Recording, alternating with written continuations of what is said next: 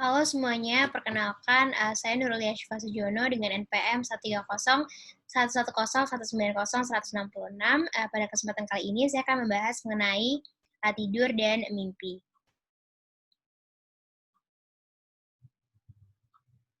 Pertama-tama saya akan membahas mengenai tidur itu sendiri. Jadi apa itu tidur? Tidur didefinisikan sebagai suatu keadaan di mana seseorang itu tidak sadar dan dapat dibangunkan dengan rangsangan-rangsangan, baik itu rangsangan sensori atau rangsangan dengan bentuk lain. Tidur sendiri merupakan suatu proses restoratif atau perbaikan organ-organ di dalam tubuh, mengistirahatkan aktivitas otak, lalu sebagai proses meningkatkan fungsi kognitif, memproses ingatan dan juga pembelajaran, serta dapat terjadi konservasi atau penyimpanan energi pada saat kita tidur. Dan menurut penelitian, durasi waktu yang baik untuk tidur pada orang dewasa adalah sekitar 7-9 jam per harinya. Lalu ternyata saat kita tertidur ini terjadi beberapa tahapan. Jadi tidur itu dimulai dengan tahap non-rapid eye movement, di mana tahap ini terdiri atas 4 tahapan dan dilanjutkan dengan tahap rapid eye movement. Dan tahap non-rapid eye movement serta tahap rapid eye movement ini nantinya akan terjadi secara bergantian membentuk suatu siklus yang berulang dan berjumlah sekitar 4-5 siklus per malamnya. Jadi tahap pertama yang seseorang alami saat tertidur adalah tahap non-rapid eye movement. Di mana tahap ini menduduki sekitar 75% dari keseluruhan waktu tidur seseorang dan dikarakteristikan dengan menurunnya aktivitas fisiologis dari tubuh, yaitu menurunnya laju respirasi, menurunnya tekanan darah, dan juga menurunnya denyut jantung. Dan pada tahap non-rapid eye movement ini, seseorang itu bisa bermimpi dan biasanya mimpinya ini bersifat lucid, jelas, atau juga purposeful atau terarah.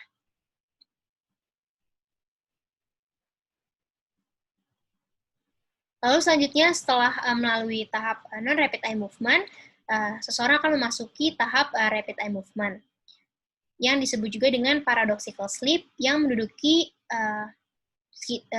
sekitar 25% dari keseluruhan waktu tidur seseorang, yang erat kaitannya dengan keadaan di mana seseorang itu bermimpi, yang biasanya mimpinya itu bersifat abstrak dan juga surrealis atau imajinatif, dan juga terjadi pergerakan otot yang sangat aktif, dan juga biasanya pada tahap ini seseorang itu lebih sulit untuk dibangunkan dibanding pada tahap non-rapid eye movement, dan juga pada tahap ini dikarakteristikan dengan meningkatnya aktivitas dari otak sekitar 20%.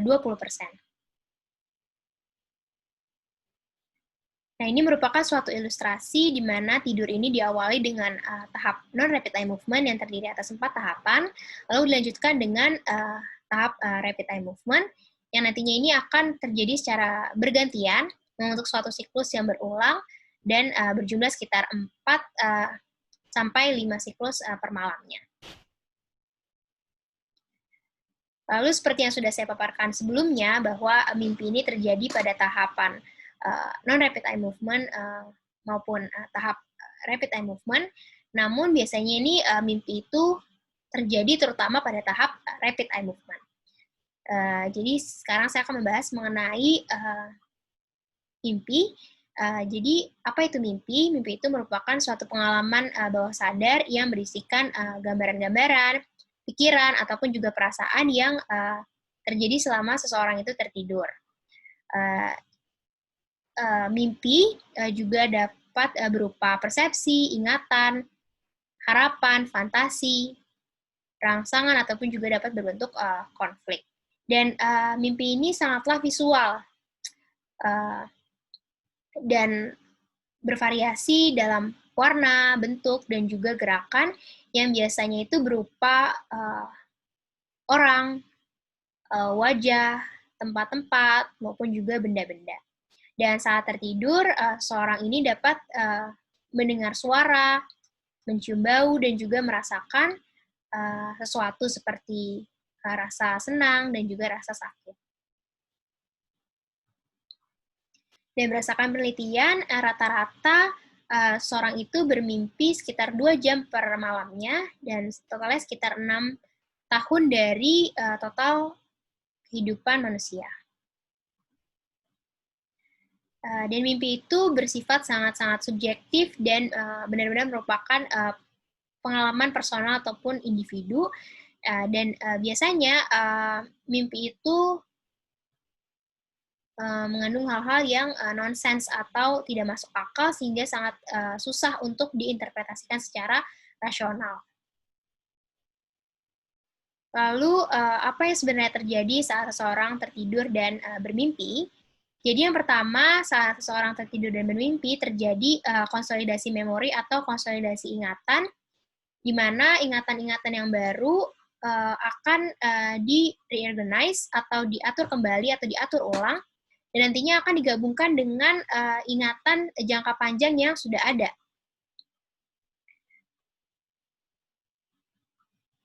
Lalu selanjutnya saat seseorang tertidur dan bermimpi, terjadi regulasi dari emosi, di mana pada sebuah penelitian dikatakan bahwa pada saat seseorang tertidur, lebih spesifiknya adalah pada tahap rapid eye movement, terjadi peningkatan dari mood atau suasana hati yang dikarenakan seseorang mengalami berbagai macam rangsangan emosi saat mereka bermimpi. Dan juga terdapat penelitian di mana ada keterkaitan antara mimpi dan emosi. Jadi sekitar 65% orang mengalami mimpi yang sedih dan juga penuh amarah, lalu sekitar 20% orang mengalami mimpi yang senang, dan sekitar 1% orang mengalami mimpi dengan perasaan seksual.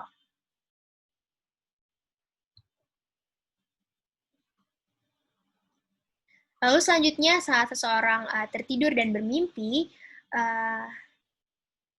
terjadi peningkatan kreativitas karena adanya peningkatan dari integrasi atau penggabungan dari informasi-informasi yang sebelumnya ini tidak terkait, yang nantinya akan menghasilkan suatu pemecahan masalah yang kreatif.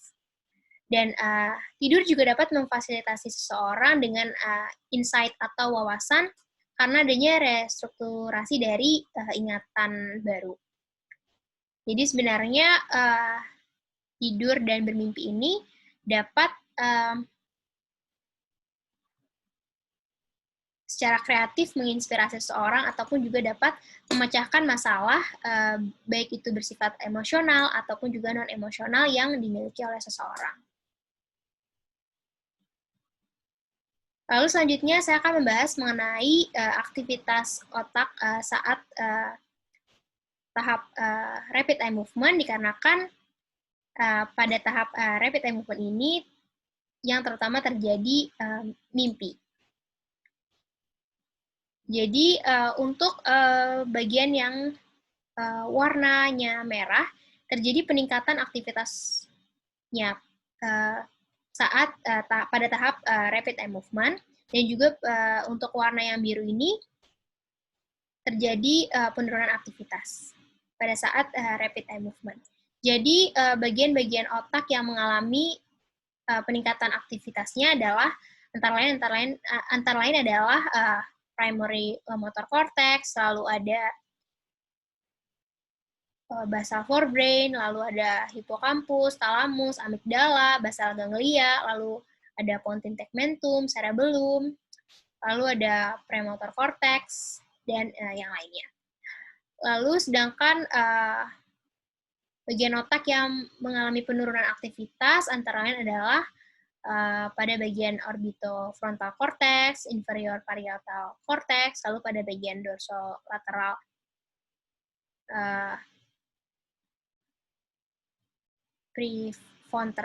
prefrontal cortex, lalu pada bagian precuneus, lalu pada bagian posterior cingulate cortex.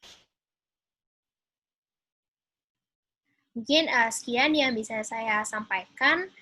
Kurang lebihnya mohon maaf. Terima kasih.